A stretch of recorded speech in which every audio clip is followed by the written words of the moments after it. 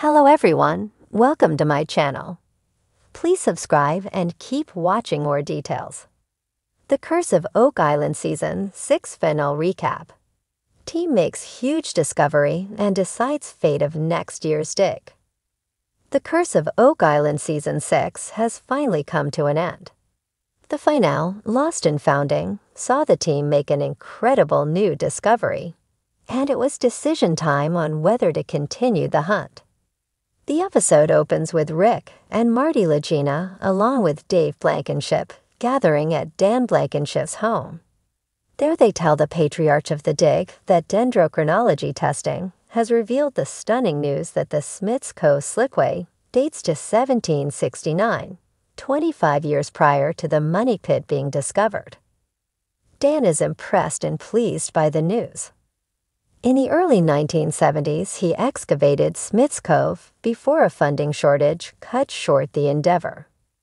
I had no idea, he tells the team. As Rick notes, Dan's life has centered around the Oak Island mystery, and it was important to give him answers this year. Elsewhere, the team checks in on Eagle Canada's nighttime seismic testing operation. Due to high daytime winds, the crew has decided to set off 800 dynamite charges at night. 1 week ago, they began the underground survey of the swamp area, and when it is all said and done, 2,000 dynamite charges will be set off. The crew is able to obtain seismic data at a shallow depth, and as Marty notes, if there's something here, we ought to find it. The next morning, the team learns that the raw data looks really good, but it will take a month to process it, and then 2 weeks for the report to come out. In other words, they will have to wait until next year to act on the results. In the war room, the team meets with theorists Bruce Lindahl and Justin Kennedy. A third theorist, Court Lindahl, video conferences into the meeting and tells the team that he may have made a connection between the late Zena Halpern's historic map and a theory of his own. 2 years ago, Zena showed the team a transcription of a map that mentioned the Rochefoucauld family of France, who had connections to the Knights Templar and could possibly have had a connection to Oak Island. According to Court, a member of the Rochefoucauld family knew both Benjamin Franklin and Thomas Jefferson, and may have told the 2 founding fathers of the USA of any secret treasure that might be buried on the island. If so, could Oak Island treasure have been used to finance the American Revolution and thus establish a new country? It is thought that during his time spent in France, Jefferson could have been initiated into the Knights Templar.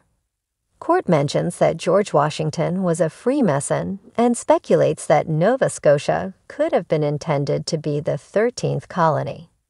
What is known is that at the beginning of the 14th century, the powerful and wealthy Knights Templar were taken down by King Philip IV of France. In fact, on Friday, October 13, 1307, thousands of members were arrested, tortured, and even executed. Some knights escaped to Scotland, but is it possible that some took Holy Land artifacts to Oak Island, and perhaps that even members of the Rochefoucauld family did so? To bolster his point about Washington being funded by Oak Island treasure, Court refers to the tree flag, also known as the Appeal to Heaven flag, commissioned by Washington in 1775. The tree symbol on the flag signified colonial resistance to Great Britain during the American Revolution, and there is a stone on the island that has a similar-looking tree symbol. Could these 2 images be connected in some way? The team and their visitors head to Lot 14 on the northeast end of the island. There they examine the stone carving that appears to depict the Appeal to Heaven flag commissioned by Washington. I don't know, this is really strange, says one of the theorists, to which the other responds, it does look like a tree though, doesn't it? Marty tells the others that this event opens up my thinking about what happened here. At Smiths Cove, the team arrives to oversee the ongoing excavation.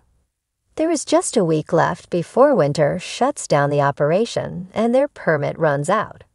Archaeologist Laird Niven informs them that he has found clay coming out in chunks among the boards being uncovered. Why put the clay in back? Rick asks. I have no idea what to make of it. All we can do is track it back. Could the presence of clay be evidence of 1850 searchers attempting to block off the flood tunnel to the money pit? Historian Charles Barkhouse confirms that there is no record of this latest find. As they dig, they discover more rocks packed with clay, as well as another wall, a few feet behind the first one. Metal detecting expert Gary Drayton Riley sums up the mood when he says, "Another day, another structure." But wait, there's more. Laird finds a third wall, and when Marty inspects it, he thinks it could be a possible sluice box, a device designed to channel the flow of water. Whatever that is, it's beautifully done, he says. With these 3 additional structures found, Marty thinks that more digging needs to take place in order to assess their significance. But while the investigation is far from over, their time has come to an end. We're out of time, we're basically done, says Marty, and tells the team it's time to assemble in the war room. Marty starts off the team's final war room meeting for the year by observing, "It's that time again. Where in the heck are we going?" Gary tells the team that he thinks the Smith's Cove excavation was a big success. The finds there included the well-engineered slipway, an intact box drain, and the U&L shaped structures.